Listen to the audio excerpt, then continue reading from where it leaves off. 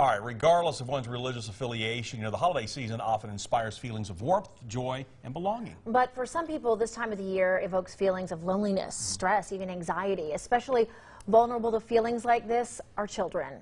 WATE 6 on Your Side investigator Don Dare follows up on a series of stories reported 7 months ago about mental health issues, and he starts in the classroom.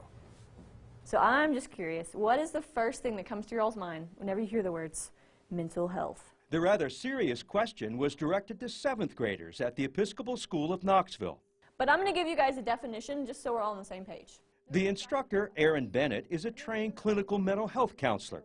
For the last 10 years, Mental Health 101 seminars have been taught to every grade here.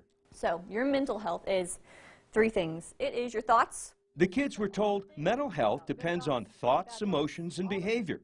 Curious students asked a lot of questions. So stress doesn't just affect our mental health. Stress gets into our body. They were told how to recognize factors that can affect one's mental being. Self-esteem, relationships, and stress can go off kilter, especially for young people. I want them to understand that mental illness happens and to have tools to be able to keep themselves healthy and resilient when things do happen in their lives. A bit of chaos and concentration was thrown into the session as multiple tennis balls were supposed to be thrown in the same order to the same person.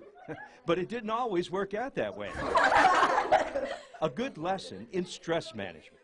It gets a little bit harder to follow the rules, right? When you have more things to keep your eye on, it gets a little bit harder to do your best, to catch the ball, not let things fly over your head when you're stressed out. What was stressful about that game? As the number of tennis balls started increasing, it just descended into utter chaos. And sometimes that's the way life is. Yeah.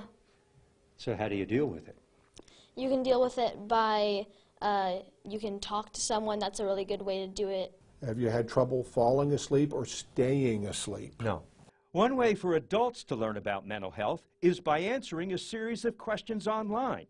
In our report last May, Ben Harrington of the Mental Health Association guided us through the group's free mental health screening test.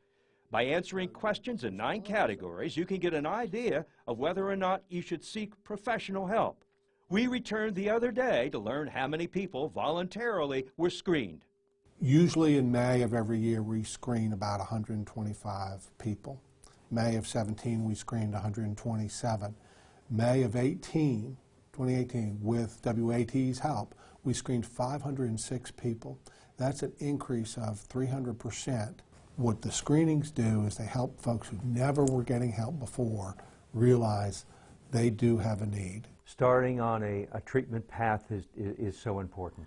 It really is. And this is a huge step that someone will have taken to just see what really is troubling them. And now that they know the name of it, then they can seek help for that specific condition, and we can guide them. Whether it's free mental health screening to learn what's bothering you, or Mental Health 101 taught in 107 schools today, learning how to handle daily mental stressors is as important as keeping yourself physically healthy. I think relationships are healing. Finding and creating powerful and meaningful relationships, I think, is the best way to deal with almost any problem in your life. Because if you don't have the relationships... What do you have? Trouble. Yes, for sure. Now, in preparing this story, one educator told us because many middle and high school kids are stressed, openly discussing mental wellness helps students better understand the pressures they face and gives them direction of where to turn if they need help. About the survey you saw, so far this year, nearly 3,000 people have taken advantage of mental health screening. For information about mental health screening, go to this website you see here on your screen. It's MHAET.com.